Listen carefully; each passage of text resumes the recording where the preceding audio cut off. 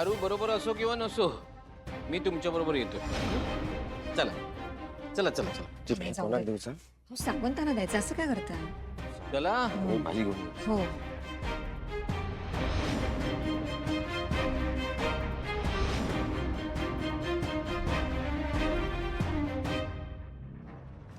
भाऊजी, मी काय म्हणते ते गणेश गावकर सोबत जमिनीचं सौदो झालो का तुमचं? नाही म्हणजे त्याचा 7-12 मिळाला काय? हा, ते काम नाही झालं. त्या बाई सुट्टीवर होते ना, म्हणून नाही झालं ते. पण जावं ते लागणार. भाऊजी, तास तर माझा म्हणणं, तुम्ही आज दिलात ना तर 2 दिवसात मिळात तुमका.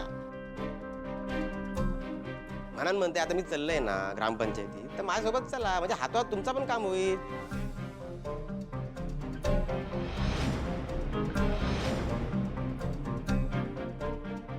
श्रीनू सोबत जायचं की आपल्या कामासाठी? ही चारू मुलगी काही धड नाहीये, पण श्रीनूची पण काळजी वाटते ना मला. ऐका ना बाबा, तुम्ही तुमचं काम करून या, मी खरंच जातो. तसा बरा आहे मी आता. हा ठीक आहे, तुम्ही जा. आणि काय लागलं तर मला सांगा.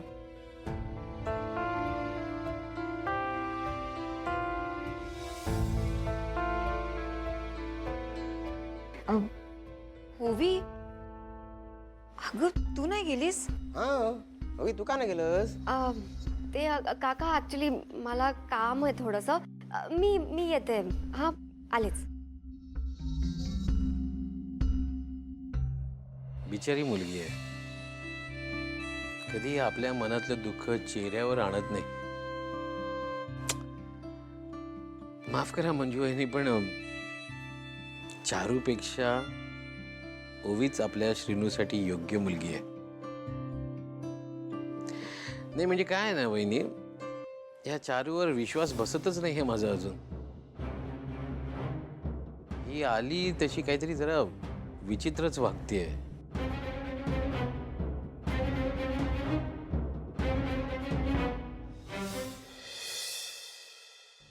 बसा ना.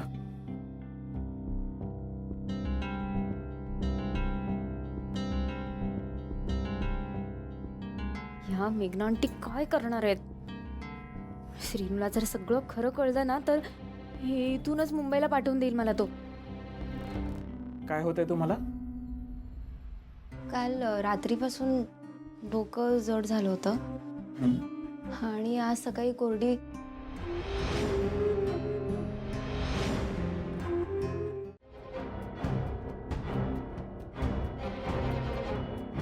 श्रीनू, तू पुढे हो, मी आलेच.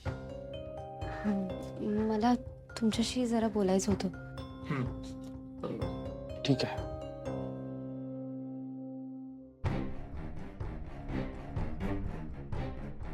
डॉक्टर, तुम्ही माझी लक्षणं बघून मी प्रेग्नेंट आहे असं सांगितलं असेल, पण हे खोटं आहे.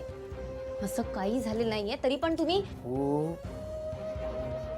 हो, मला माहिती आहे, पण तरी तुम्ही प्रेग्नंट आहात असं मी सांगितलं कारण त्याचे मला स्पेशल पैसे मिळाले. हो, काय सांगताय काय? हो, आणि काही काळजी करू नका. ते रिपोर्ट कोणाच्या नावाने पाठवायचे आहेत ते सुद्धा मला सांगितलंय. ओके. वा वा, थँक्यू डॉक्टर. हो. वा मेघना आंटी, वा. नाही, काही नाही. अगो काय नाही, कसा काळजीत दिसतस म्हणून विचारते. काय झालं काय? काही खरंच काही नाही झालंय मावशी. बघ, तू श्रीनूकडे जाऊन इल्यापासून काळजीत दिसतस. काल यांनी दिलेलं औषध ज्या का देऊन इलस तेव्हापासून तर अगदी गपगपच असस. अगं कोणी काय बोलला काय तुका? काय घडला काय? काहीतरी सांग. असं मनात ठेवू नकोस. मनात जा काही हा ना तर बोलून मोकळी हो. बघू काय झाला. ह्या दोघांना आता कसं सांगू श्रीनिवास कशात अडकलाय?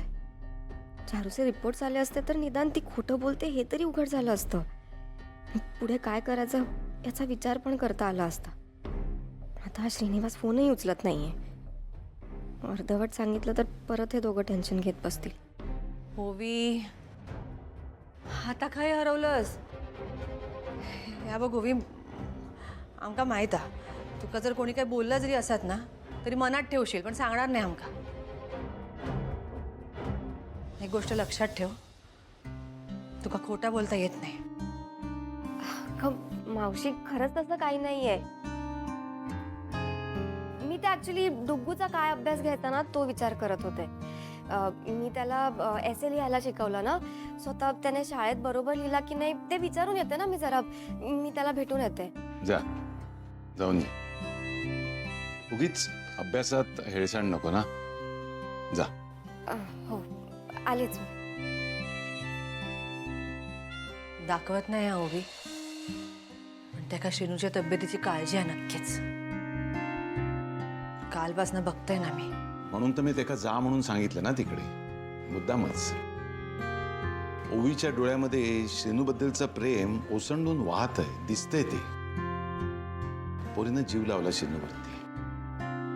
उमा, आता तुम्हीच माका सांगा, शिनूचा ओवीवर आणि ओवीचा शिनूवर जीवापाड प्रेम हा, तरी पण ह्यो खुळो त्या चारूबरोबर लग्न करण्याचा हट्ट धरून बसलाय. माका तर काय कळतच नाही काय चाललंय ते.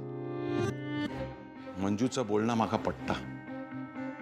त्या चारूनी जीवाचं काही बरं वाईट करून घेण्याची धमकी तर दिला नसेल ना, कारण शेनूचा स्वभाव तुम्हाला माहिती आहे.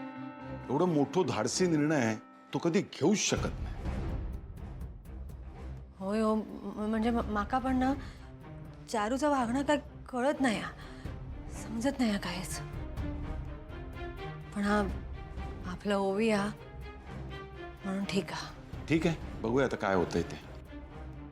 आता सगळं सर्वेश्वरावर सोडून देऊया आपण, तो सगळं व्यवस्थित करेल. उमा, मी निघते. आज कृष्ण जन्म उत्सवाची मीटिंग हा.